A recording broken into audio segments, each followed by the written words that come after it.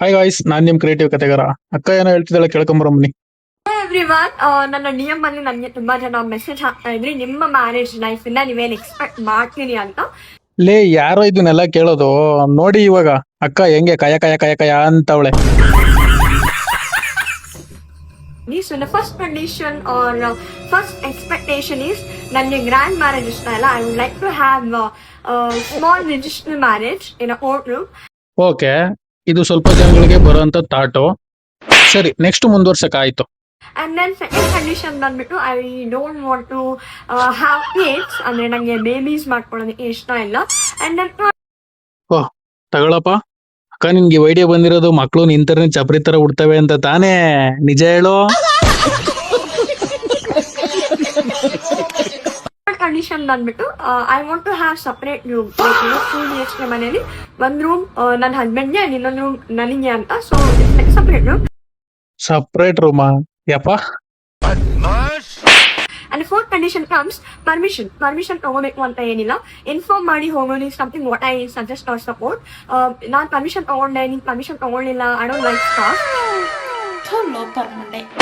And then fifth condition ಬಂದ್ಬಿಟ್ಟು any physical abuse ತುರಂತ್, like the next day I'll file a divorce case. I don't entertain this physical abuse even for one time or even. ಓಹ್, ಇವಾಗ ಗೊತ್ತಾಗೋಯ್ತು ನಿನ್ಗೆ ಎಂತ ಗಂಡು ಬೇಕು ಅಂತ. Over all ನೀನ್ ಹೇಳ್ತಿರೋದೇನು, ನನ್ಗೊಬ್ಬ ಸೆಡೆ ಬೇಕು ಅಷ್ಟೇ ತಾನೇ?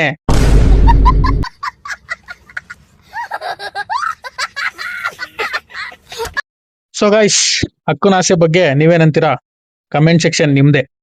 Roasters and roasters. ಓ, ಏನ್ಲ ಮಗ್ನೆ, ಒಬ್ಬೊಬ್ರೆ ಬರ್ತೀರಾ ಇಲ್ಲ ಒಟ್ಟಿಗೆ ಬರ್ತೀರಾ? ಒಂದ್ ಕೆಲ್ಸ ಮಾಡು, ಮಂಡಿ ಊರ್ಕೊಂಡು ಕೂತಿರು, ಒಬ್ಬೊಬ್ರೆ ಬಂದು ಕೊಡ್ತೀವಿ ಬಾಳೆಹಣ್ಣ. ಸೀದಾ ತಗೊಳ್ಳಿವಂತೆ ಗಂಟ್ಲಿಗೆ, ಆಯ್ತಾ ಮಗ್ನೆ?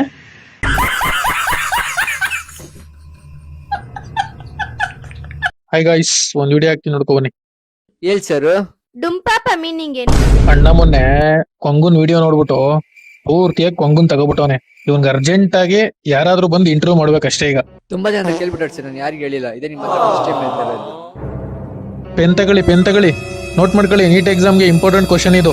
ಆನ್ಸರ್ ನೋಟ್ ಮಾಡ್ಕೊಳ್ಳಿ, ಅಣ್ಣ ಹೇಳ್ತಾನೆ ಈಗ ಆನ್ಸರ್ನ. ಡೂ ಅಂದ್ರೆ ಧೈರ್ಯ. ಡೂ ಅಂದ್ರೆ ಡುಗಾಕ್ ಅಂತ.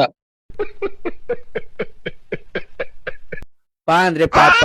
ಪಾ ಅಂದ್ರೆ ಹೆಂಗುಂತರ. ಪಾ ಅಂದ್ರೆ ಪುಣ್ಯ. ಇನ್ನೊಂದ್ ಪಾ ಅಂದ್ರೆ ಪಿಂಡ್ರಿಕೆ ಅಂತ. ಪಾಪ ಪುಣ್ಯ ಮಾಡಕ್ ನಂತರ ಧೈರ್ಯ ಇರ್ಬೇಕು. ಅದೇ ಡುಂಪಾಪ ಮೀನಿಂಗು. ಡುಂಪಾಪ ಡುಂಪಾ ಡುಂಪಾ ಡುಂಪಾಪ. ಎದ್ದೋಗತ್ತಾಗೆ ಮಂಗ್ಬಿಟ್ಟಿದೆ.